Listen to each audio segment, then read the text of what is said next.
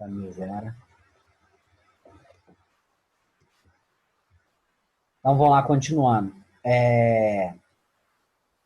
No caso da piranha aí, né, da foto, são peixes ósseos, né? Então, normalmente aí eles vão ter o formato de cone, os dentes são menores, é claro, também, né, proporcional ao indivíduo, né? São bem menores do que do tubarão. E engraçado aí, né, que ele fala aí que algumas espécies de piranhas e tal chega a ter dente na faringe, né?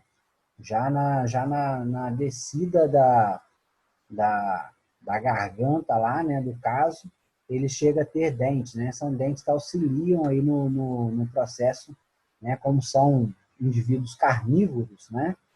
Então, é um processo auxiliar aí que ajuda na trituração do alimento, né? Aí fala aí, né, a questão de nadadeiras, que auxilia na locomoção, é claro, e a vesícula gasosa ou, né, vesícula bexiga natatória. Essa bexiga natatória, vocês podem ver no textinho da figura abaixo aí,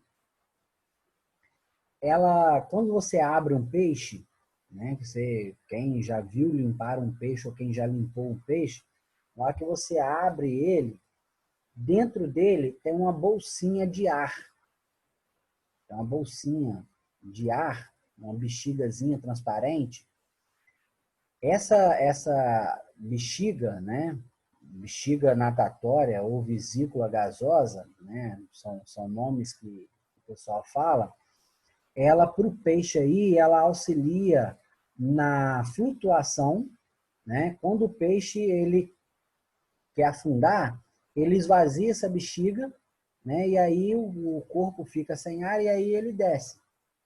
Quando ele quer subir à tona, né? Ele infla essa bexiga, ou seja, fica como com uma bolsa de ar dentro dele e o ar normalmente tem a tendência de subir, né? Então ele acaba inflando essa bexiga e sobe.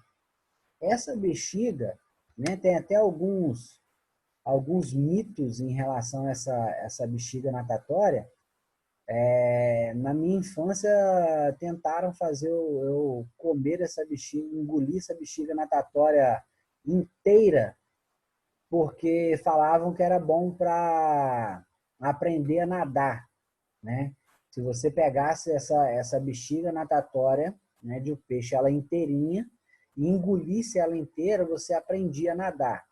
É claro, né, eu não tive estômago para isso, né, para pegar aquele troço fedido dentro do peixe e engolir inteira, né, não fiz isso, mas também, né, depois acabei descobrindo que realmente era mito, né, não. Teve até alguns amigos meus que pegaram uns peixinhos pequenininhos, assim, que a gente chama de barrigudinho, e engoliu ele inteiro, vivo, né? Engoliu aqueles peixinhos vivos para poder aprender a nadar, né? Não adiantou de nada, não aprendeu a nadar, né? E fez aquele sacrifício de engolir o peixinho inteiro, né? Eles são pequenininhos, mas de qualquer forma, né? É praticamente um sushi de barrigudinho, mas são alguns mitos, né, que o pessoal fala. Agora, uma outra função dessa bexiga natatória é que ela funciona também em alguns peixes, tá? Ela funciona como uma espécie de pulmão auxiliar, né?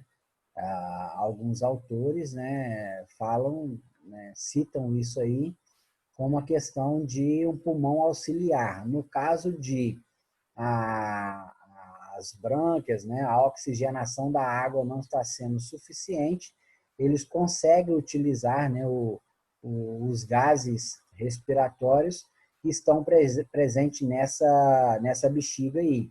E essa questão né, de bexiga natatória e tal, na outra página aí, na 205, ele cita essa questão respiratória, né, dos peixes.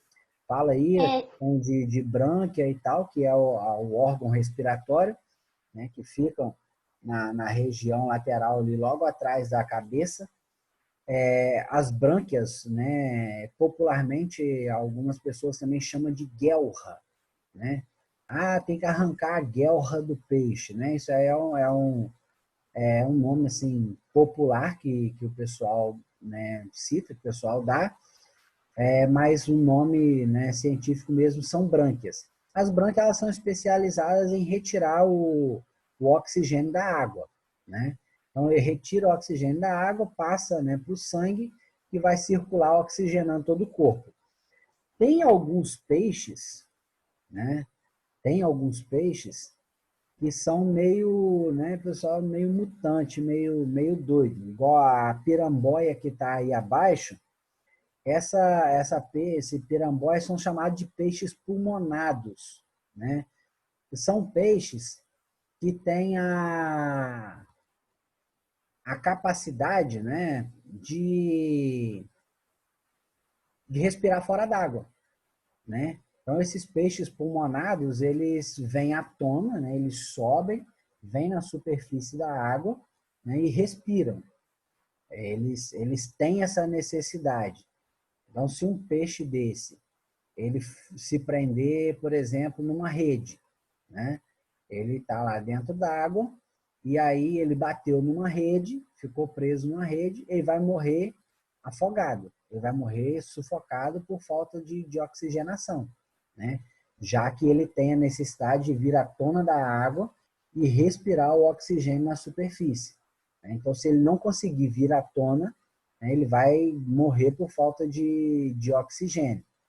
Aí é o caso da tartaruga, que muitas das vezes morre afogada por causa de ficar presa em redes, enfim, né?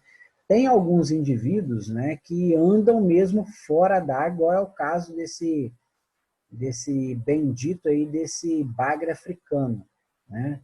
Vocês já ouviram falar que o bagre africano ele fica dias fora d'água? Alguém já ouviu falar? Não? Esse abençoadão desse bagre africano, né, ele foi desenvolvido em laboratório e ele foi produzido para poder ser criado em cativeiro. Mas, né, que você produz cruzamento e tal, e cativeiro, aconteceu duas coisas. Duas possíveis, né, são duas possibilidades. Uma, que lagos, né, represas de criação próximo ao rio, os caras, o rio encheu, né, deu enchente, e aí a água encheu esses lagos e os peixes que estavam no lago, na hora que a água baixou, eles foram para dentro do rio, começaram a reproduzir e encheram o rio de bagre africano. Uma outra possibilidade é que o pessoal soltou mesmo, né, alevinos, né, filhote de peixe, direto no rio, né? Então tem essas duas possibilidades. Ou eles, né, na verdade tem até mais, ou eles foram soltos direto no rio, filhotes, ou os lagos que encheram na hora que a água baixou, esses peixes foram para dentro do rio.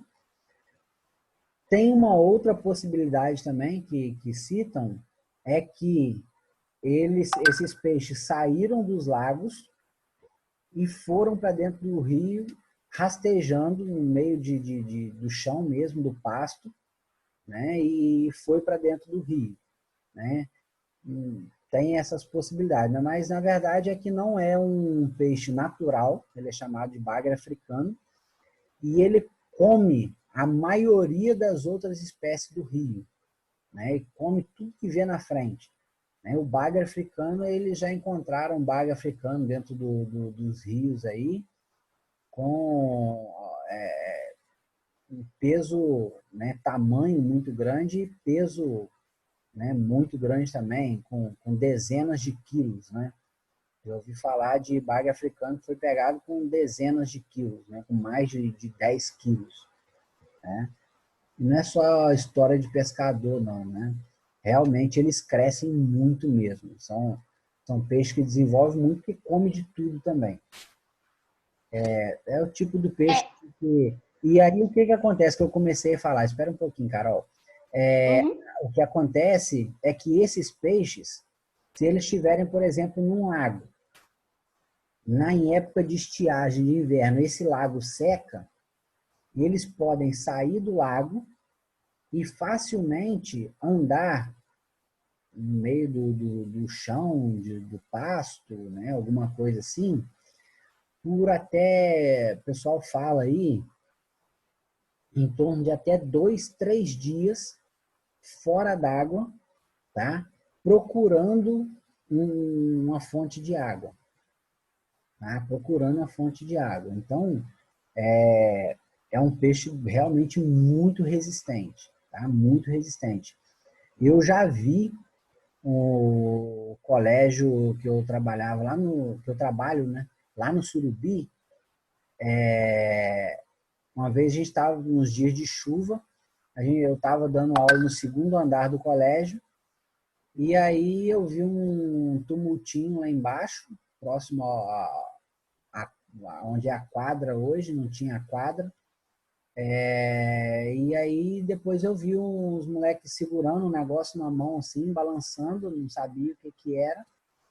E aí depois eu cheguei perto da janela assim e tal, aí perguntei ao moleque, era um bagre, né, grande mesmo, assim, quase maior que o meu antebraço, né? Mais ou menos aí uns 60, 70 centímetros de tamanho. Ele tem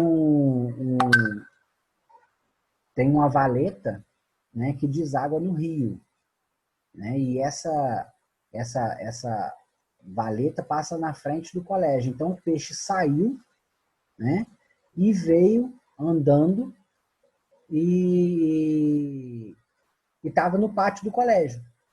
Ele estava andando no chão, assim, no pátio do colégio. Aí os meninos foram lá, pegaram ele e tal, aí fizeram, né, aquela bagunça com o peixe e tal. E aí depois eu não sei se alguém levou ou soltaram lá na água. Né? Mas importa que ele saiu da água e estava andando no pátio do colégio, acho que procurando o rio, alguma coisa assim. Né? Então tem esses pontos. Fala, Carol. Não, pode acabar. Depois eu falo.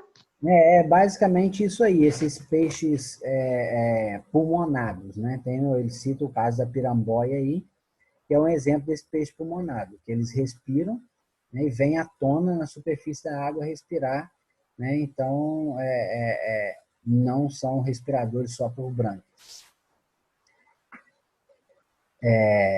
Fala. Eu ia perguntar sobre a vesícula gasosa. Quando os peixes se enchem, né, e eles sobem para a superfície, é alguma coisa relacionada a que eles respiram? Aí enche, eles vão para cima? Os gases que enchem essa vesícula gasosa são gases, né, respiratórios que eles retiraram da água, né? Então, eles acabam, de forma proposital, desviando, né, um pouco desses gases para essa bexiga, para poder encher ela e aí eles subirem mais para a parte alta da lâmina de água. Né? Então, são gases que eles retiram da água e jogam para dentro dessa bexiga. Mas se eles quiserem respirar e não subir, pode acontecer? Não, na maioria, na maior parte das vezes, eles respiram, né? A brânquia retira o oxigênio da água, né? Sem ter necessidade de subir. Né? Eles retiram o oxigênio, retira o oxigênio da água, sem ter necessidade de subir. Né? Na maioria das vezes. Sem problema algum, tranquilo. Sistema circulatório dos peixes é simples, né? Para o sistema circulatório aí tem um esqueminha do processo aí de circulação dos peixes. O sangue sai do coração, vai para as brânquias, de onde segue para o corpo antes de voltar ao coração.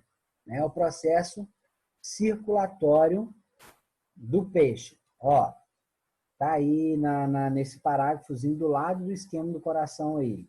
O sistema circulatório é simples.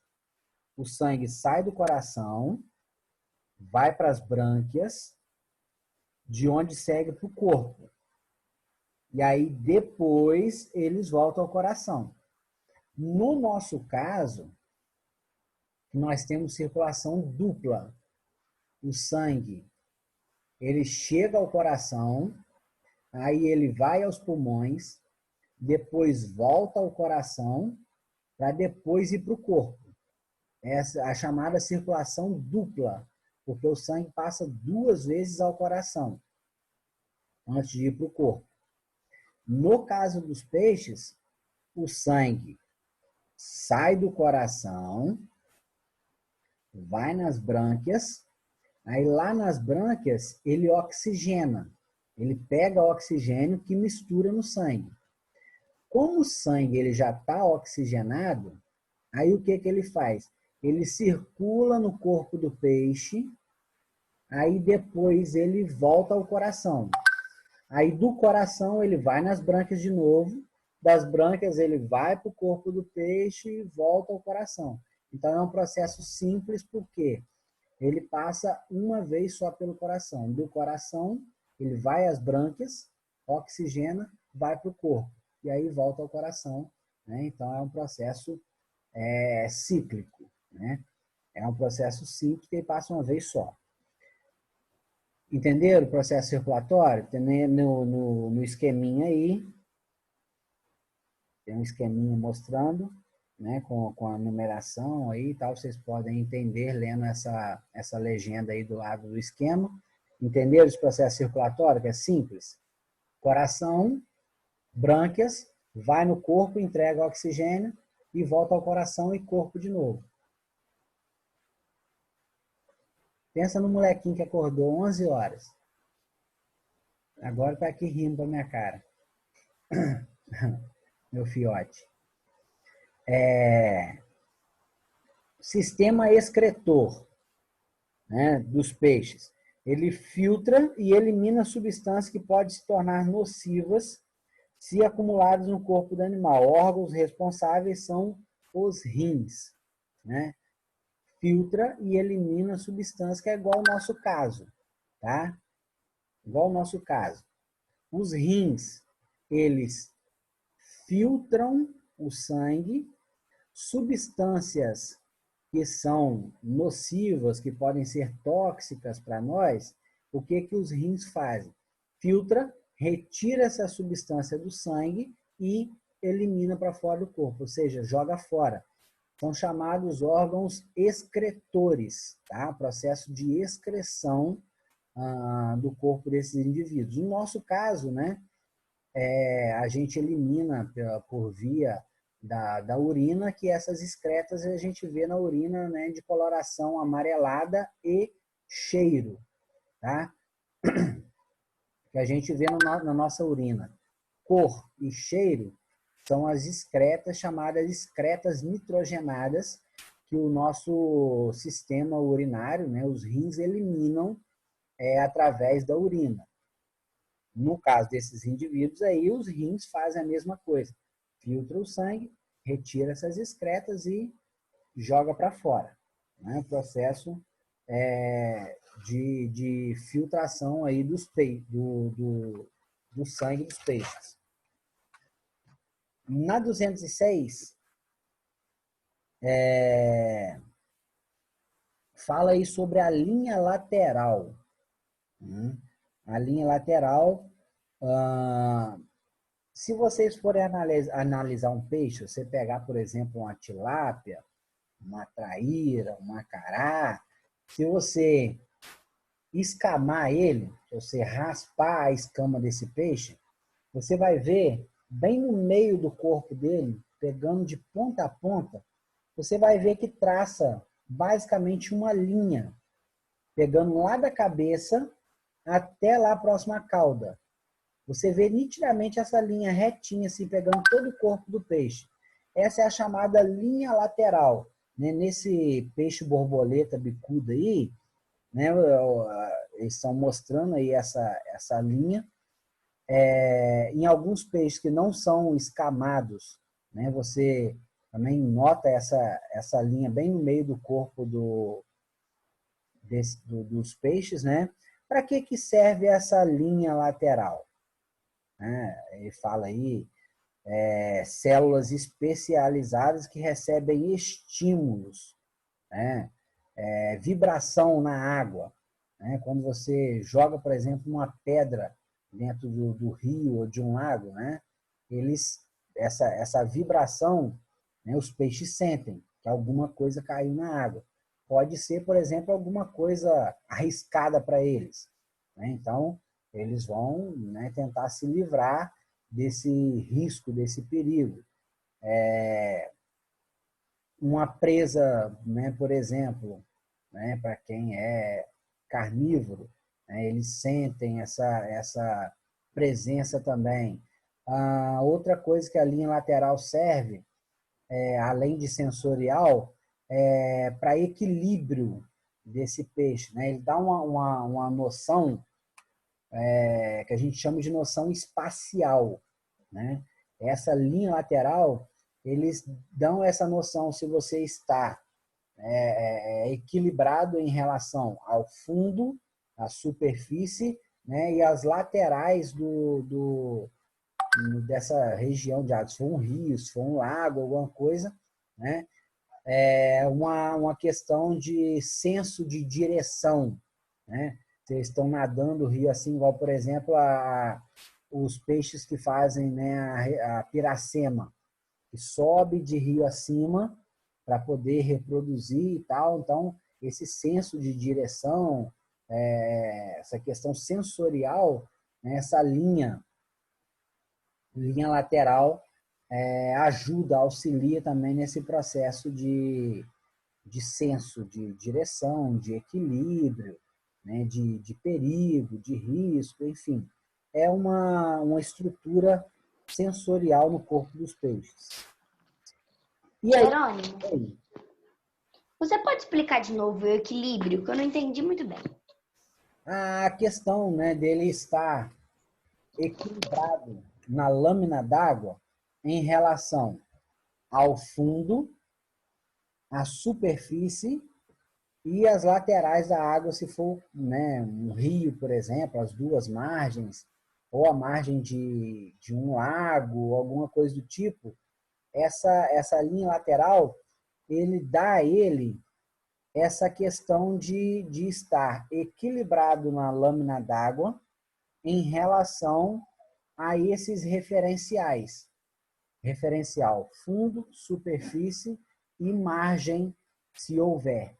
Entendeu? Então, eles têm a noção se eles estão equilibrados, né? Qual é a posição deles em relação à lâmina d'água, uma noção espacial. Né? É uma noção espacial, noção de espaço, de equilíbrio, de posição em relação à lâmina d'água. E de migração, né, também, em relação à direção e tudo mais de natação. Entendeu? Mais ou menos. Mais ou menos. O que é a lâmina d'água? Lâmina d'água é todo o espaço de água que ele está. Você fala a lâmina d'água do rio, é todo o espaço no interior do rio, é a chamada lâmina d'água que ele está. Se você fala em relação a um lago, né? A lâmina d'água do lago é toda aquela porção de água que está armazenada ali dentro daquele lago. Né? Aí, né, chama popularmente de lâmina d'água. É o espaço aquático, né? Chama de lâmina d'água, é o espaço aquático preenchido por água, né? E aí essa linha lateral é uma estrutura, né, sensorial, né? Ele sente o ambiente, ele sente a questão de direção e de equilíbrio em relação à água, né, o ambiente que ele está. Né? É simplesmente uma estrutura sensorial, né, que dá um senso. A gente, por exemplo, quando a gente perde o senso de equilíbrio, né? Que popularmente as pessoas aí, quando estão com labirintite, por exemplo, né? Uma inflamação que a gente dá na região do labirinto, que está no sistema nervoso, você perde esse senso de equilíbrio, que é esse senso que você está em pé, em relação ao ambiente que você vive, né? Se você quiser deitar, você vai deitar, e você se levanta naturalmente, né? Em relação ao ambiente que você está. Quando você perde essa noção de equilíbrio, né? Você dá tontura, a sua cabeça gira e você cai, né? E aí você não sabe qual a posição que você está, né? Em questão de posição espacial no ambiente que você está, né? A labirintite é uma doença da inflamação do labirinto e dá essa problemática no nosso caso, né? No caso dele, essa questão de equilíbrio espacial é mais ou menos isso aí, né? Estar bem posicionado no ambiente que vive, ok? Reprodução dos peixes, né? A questão reprodutiva que esses carinhas aí é a forma, né, que eles fazem. Nós falamos lá anteriormente que, né, a maioria dos peixes aí a gente falou em relação a lançar os gametas na água. Vocês lembram que nós falamos disso? Lá no comecinho, quando a gente deu a visão geral sobre os peixes. Alguém se lembra? Né? Os anfíbios e tal, a gente já citou sobre isso aí, a questão de lançar o gameta na água, ou seja, fecundação externa. Né? Você vê aí, ó, em geral, os peixes ósseos e cartilósos apresentam sexo separado, ou seja, tem macho e tem fêmea. Mas existem espécies hermafroditas, ou seja, são espécies que vão ter macho e fêmea, né? Ambos os sexos. E aí ele mostra aí um exemplo, né, no tubarão branco. Fecundação em peixes cartilaginosos é interna. Peixes cartilaginosos é interna. No caso do tubarão aí, né, machos tem uma estrutura chamada clásperes, está em negrito aí mostrando, clásperes, que auxiliam na cópula, que são inseridos na cloaca da fêmea para o acasalamento. A fêmea possui 2 ovários, dentro dos quais os óvulos amadurecem. Os espermatozoides são produzidos nos testículos. Peixes cartilaginosos são ovíparos, ovovivíparos ou vivíparos, né? Eles produzem filhotes semelhantes, produzem filhotes diferentes do adulto, né? Um processo evolutivo, a gente falou já sobre essa questão de ovíparo, vivíparo e ovovivíparo. Olha só, o tubarão, essa estrutura aí, clásperes, né? O tubarão macho, ele vai encostar na fêmea, né? Num processo nupcial de acasalamento, ele vai encostar, essa cláspere, ela vai sair da cloaca do macho, vai entrar na cloaca da fêmea e ele vai lançar o espermatozoide. Esses espermatozoides, eles vão chegar no óvulo, que são produzidos lá no ovário, eles têm 2 ovários também, igual ao ser humano, e aí vai ocorrer a fecundação interna, ou seja, no interior da fêmea. Tá? Esse aí é um processo de fecundação interna. Processo de fecundação interna. Então, você vê que esses indivíduos... O que é cloaca? É isso que eu ia falar agora. Você vê que esses indivíduos, eles possuem a cloaca. O que é a cloaca? É um órgão comum. É um órgão comum a processo final do sistema digestório, ou seja, para defecar, ele é um processo que o órgão excretor também utiliza, ou seja, ele urina por ali e ele reproduz, tá? Então, a cloaca serve para as três coisas: defecar, urinar e reproduzir. A defecação e a urina, o indivíduo ele põe para fora. Na reprodução, né, o espermatozoide ele entra pela cloaca e vai chegar à região uterina para poder fazer a fecundação e então, né, reproduzir. Tá? As galinhas, as aves também possuem cloaca e faz a mesma coisa. Tá bom? É o caso das aves, que a gente vai falar depois, também possuem essa tal cloaca. Então, resumidamente, o que é a cloaca? É um órgão único que ele funciona para o sistema digestório, urinário e reprodutor. Tá? É uma abertura única. Eles não têm abertura vaginal, urinária e digestória separadamente, não. É uma estrutura única. Tá? Essa é a cloaca. É um órgão o quê? Para mim poder escrever aqui. É um órgão único que tem função no sistema digestório, urinário, digestório, vírgula, né, urinário e reprodutor.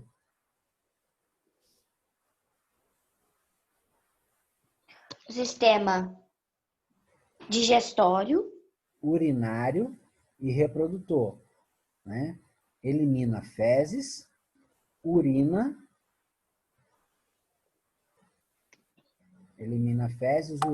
e entra o espermatozoide para reproduzir. Tudo pela cloaca.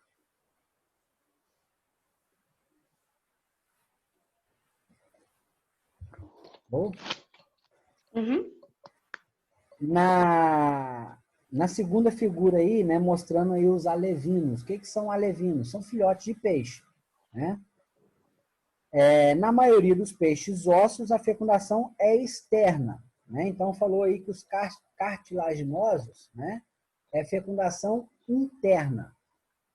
Nos peixes ósseos, a fecundação ela é externa, ou seja, eles vão até um local específico na água, as fêmeas liberam o óvulo, os machos liberam os espermatozoides em cima, né?